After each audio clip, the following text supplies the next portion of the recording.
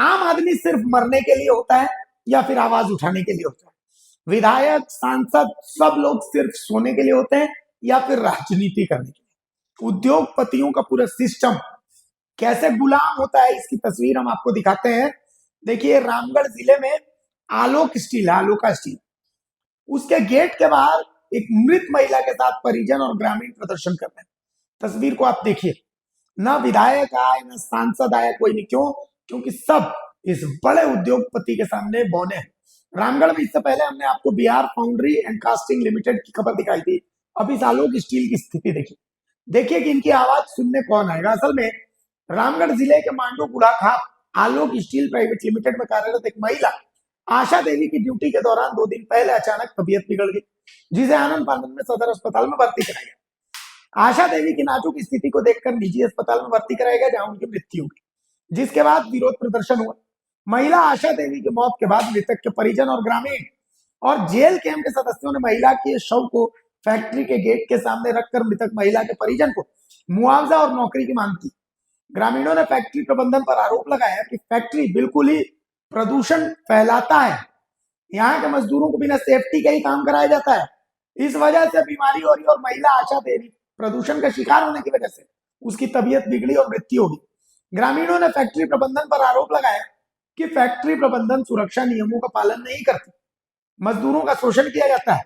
Government के minimum पे wages जो 541 रुपए है, उसकी जगह उन्हें 541 रुपए की जगह मात्र 310 रुपए दिए जाते हैं।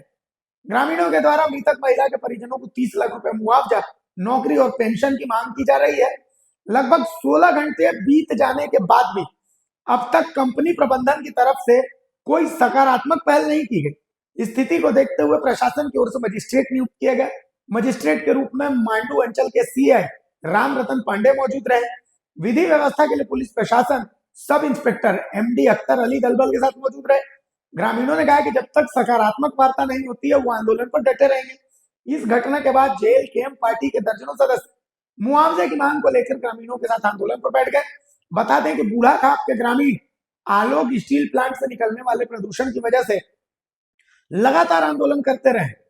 अब आपको हम बाकायदा जेल कैंप नेताओं का जो बयान है और जो मजिस्ट्रेट वहां तैनात है उनका बयान वो भी सुना देते हैं। उनका लड़का को फोन किया। हाँ सर, बोलिए बोलिए। उनका लड़का को फोन किए और जो भी हुआ है उस दौरान उनका बड़ा लड़का या छोटा मुनील नाम है, जो हुआ है जो भी नाम नहीं, हम नाम कुछ भी नहीं देंगे सर।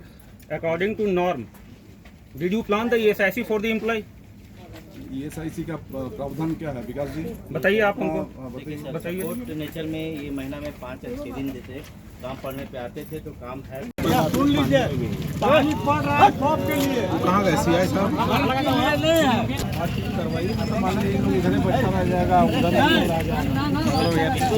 मंडे के दिन में आशू देवी नाम की महिला यहाँ पे कार्यरत थी। कार्य के दौरान में तबीयत बिगड़ती है और इसे अन्यत्र सदर हॉस्पिटल ले जाया गया। सदर हॉस्पिटल के बाद में वहाँ कुछ नहीं हुआ तो आनंद फानंद में होप हॉस्पिटल लेके चला गया। उसी बीच में 2 दिन अंडर ट्रीटमेंट चली। उसके बाद में कल डेथ हो गया शाम में, और कल शाम से हम लोग पूरे ग्रामीण और JLKM के लोग आंदोलित हैं और बैठे हुए हैं। लेकिन कंपनी का रवैया एकदम नकारात्मक हो, कहीं से भी मुआवजा देने के लिए तैयार नहीं है। और यहाँ पे साफ दिखता है कंपनी का लापरवाही है।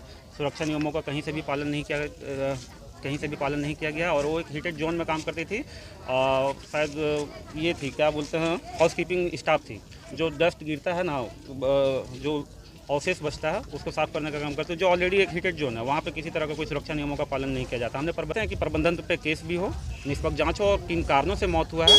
ये एक तरह से फैटल एक्सीडेंट ही है। अगर काम के दौरान में अगर आप बीमार भी पड़ते हैं, it's also comes under accident.